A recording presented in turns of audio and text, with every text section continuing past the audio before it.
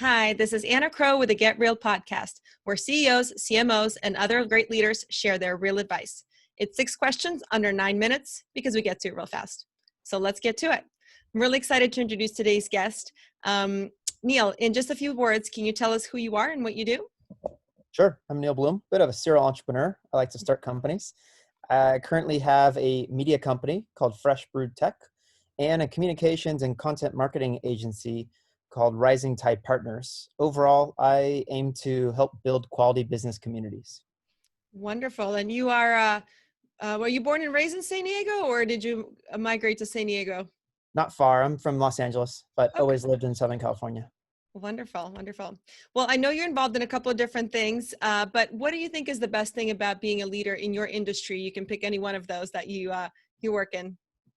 I think economic development and the idea of making an impact in my community is really big. I love Mhm. empowering people to start companies and start industries. And so that impact of opening up access is kind of what gets me up every day. That's fantastic. And I'm assuming a big part of that, you're connecting with these business owners or entrepreneurs and helping them scale. I'm assuming a big part of that is creating those connections. I hear from other successful entrepreneurs and business owners that creating those authentic connections, whether it's with your team, your clients, other partners, can be challenging with all the noise today, especially like what's going on right now. What's your take on that? So for me, it sounds simple, but it's really being consistent and not biting off more than I can chew. And Mhm. what that looks like for me is kind of saying what I intend to do, actually doing it, Mhm. and then following up with a partner, an employee, or someone I really want to build rapport with, and showing that even with one small task, that can be done. Right? I can say what I want Mhm. to do, and I accomplish that. Easier Mhm. said than done. I am very guilty of biting off way more than I can chew.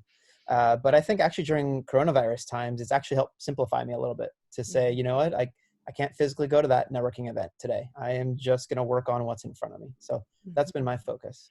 That's great advice. I hear you. I'm very similar. It's been nice to focus on a few things at a time versus getting myself from place A to place B. And I'm also a fan of saying yes to a lot of things, but making sure that I follow through on them. And it can be pretty challenging if you're said yes to too many things, right? Absolutely. Very cool. Well, that is great advice. What other real advice can you give listeners out there? Anything else that you think is really important? So I think in today's kind of media consumption world, what's really important is the human element. People Mhm. see brands, but they want to see who's behind the brands. And so what I like to put myself out there is to be an advocate and evangelist even for my clients, right? As much as we're getting paid to do the work for them, I want to be able to stand up and say, and I'm a proud member too, right? Not Mhm. just the president, I'm also a member kind of thing.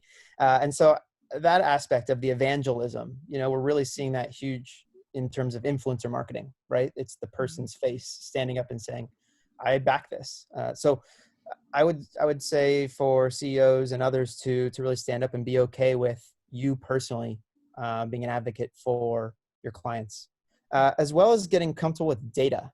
So especially in the communications and marketing world, we're we're becoming a science, right? The Mhm. fact that we can show impact not just on placements or um, other things. It's really about marketing and analytics Mhm. in everything we do. And so making yourself comfortable in reading data is really important as a CEO, whether that means, having your own dashboards for things that you're comfortable with, or having a team member that really is in charge of impact and analytics and data.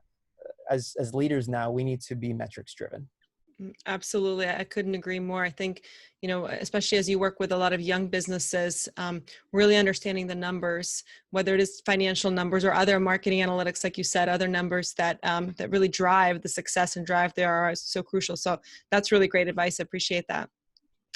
Before we get to our last kind of a fun question, is there anyone else, any other successful executives such as yourself that you want to shout out or think should be on this podcast?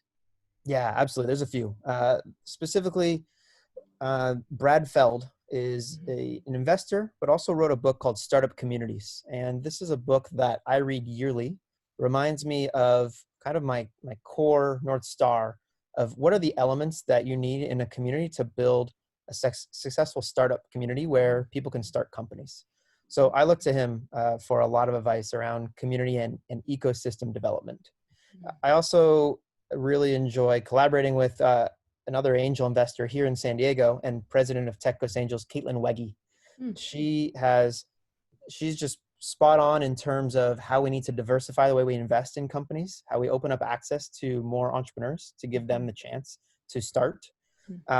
And lastly, Brett Crosby, who's the co-founder of what we all know today as Google Analytics. And it started as Urchin Analytics.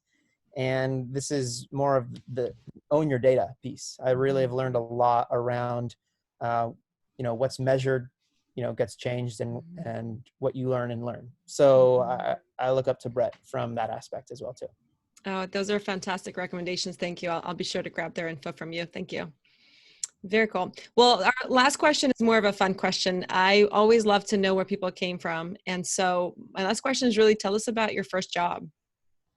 So I'm going to give you two. Okay. My very first ever job was at Pickup Six, which is a fast food Chinese place. What was unique about that was, while it was my first job, I also was the first ever to get tips from a fast food chain there. And I didn't know that was unique. And as soon as they asked me to share my tips with everyone else, I promptly quit because I earned them. My first real job out of college was completely different. I went to work on building rocket engines for NASA's space program. And at 23 years old, I did not deserve that kind of experience, but I loved every single second of it. And it was incredibly empowering to work around people who are so passionate about putting people in space. It wasn't something I thought I was into, but you just drank the Kool-Aid immediately. And I learned a lot about passion from a culture standpoint. Wow, I bet. And those are obviously very different jobs and careers, but I bet you have a lot of really great stories, especially from your, the NASA experience that must have really shaped, or at least started to shape who you became as a person, I would think. It absolutely did. Actually, to speak to the data piece, it made me really respect data and actually has kind of shaped me. Looking at rocket engine data shaped me as a marketer today and look at marketing as a science. Wonderful. Okay, that's what I've been missing my whole life. That's what I need to do. Go back to that. Let's go build rocket engines. Perfect. Done. Very cool. Well, thank you so much, Neal. How can people get a hold of you? Twitter is the best way to follow me, at Neal Bloom. You can also find me on our media company's blog, freshbrewtech.com. And love to chat with anyone, especially anyone interested in building companies. Perfect. Well, I appreciate you being on. And this is Anna Crowe with the Get Real podcast. For more insights, visit us at crowepr.com. Thanks so much and make it a great day.